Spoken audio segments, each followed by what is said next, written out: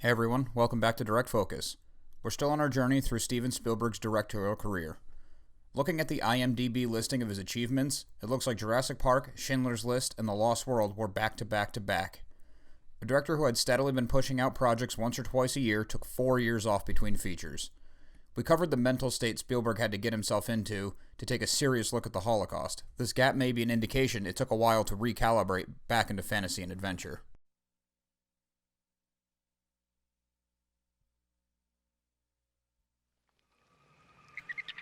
Mommy! Daddy! I found something!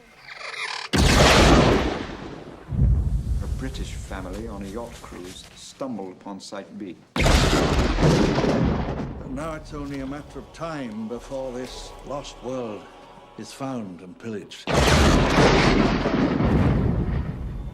Hopefully we've kept this island quarantined and contained, but I'm in shock about all this.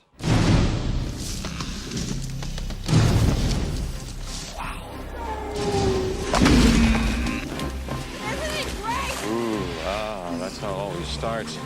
But then later there's running and then screaming. What the hell was that? Go. As fast as you can. I need you to send rescue immediately.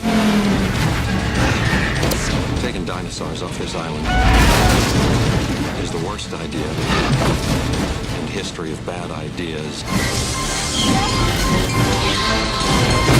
Let's get this movable feast underway. Don't move! What is it? Mommy's very angry.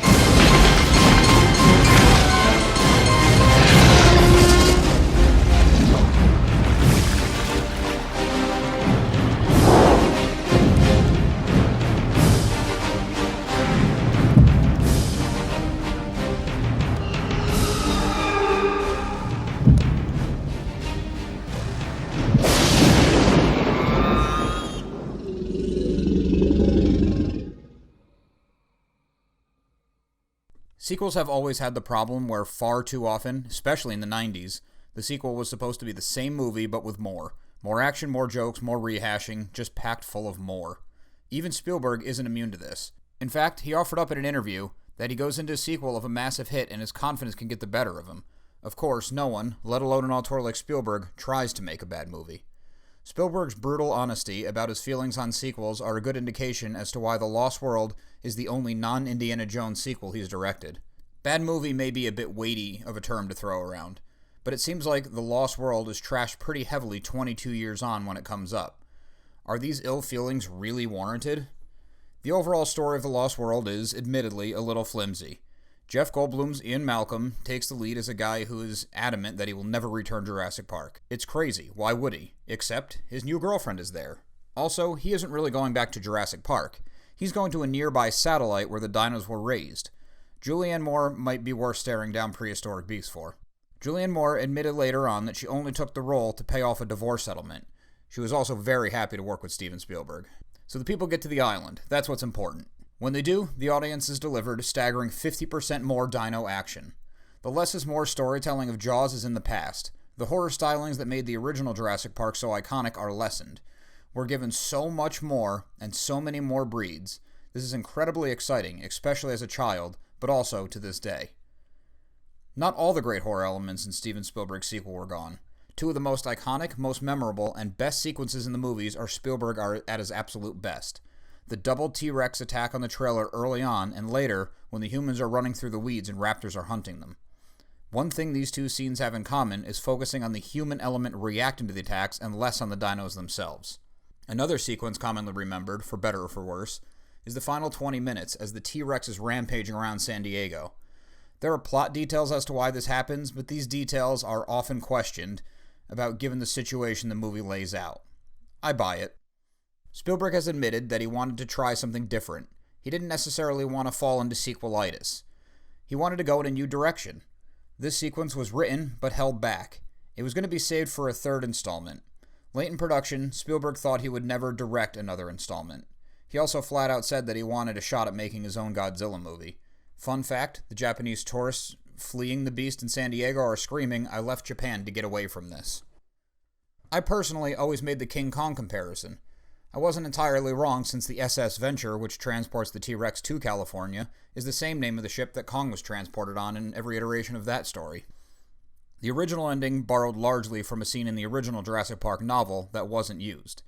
The humans were to board helicopters to escape when pterodactyls would set upon them. If I remember correctly, the original sequence Crichton wrote had the humans in a boat traveling on the original island, not in a helicopter. Crichton wrote the first novel to be an author. The movie was optioned later. The Lost World, Jurassic Park, was written knowing it would become a movie. Many critics suggest this changed how the novel was constructed and influenced Crichton's writings. The Lost World was the original title, without the subtitle. The subtitle was added through studio influence to make branding clear and to let the audience know this is separate from The Lost World from Sir Arthur Conan Doyle. Crichton did lift the title from that story and used many of the story elements as inspiration. For those of you that were let down by the sequel, you're not alone. Spielberg himself became disenchanted with the movie even during its making. He saw it as a hollow feature and wanted to get something more with a human connection and more dialogue. He saw this as a silent roar movie, meaning people running, dinosaurs roaring. Regardless of your feelings on the sequels, it was a monster hit, excuse the pun. Spielberg was given the same 74 days to shoot the sequel as he was for the original. He came in under the time budget in '69. He was given a budget of $73 million. The movie opened to just over $90 million, but would go on to gross $618 million worldwide. Opening to 90 may not sound huge in recent times, but this movie held the record for the biggest opening weekend from May 1997 until November 2001, when Harry Potter would knock it out of the top spot. It was a lot of fun revisiting this movie. I've been a long-time fan.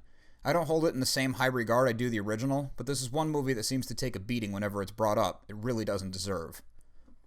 Please remember to subscribe to our channel. Also remember to listen to So Wizard Podcast wherever you get your podcasts. Check out SoWizardPodcast.com for reviews, recommendations, merchandise, and more. We love hearing feedback, so leave something in the comments or drop us a line on social media. All of our accounts can be found after the video.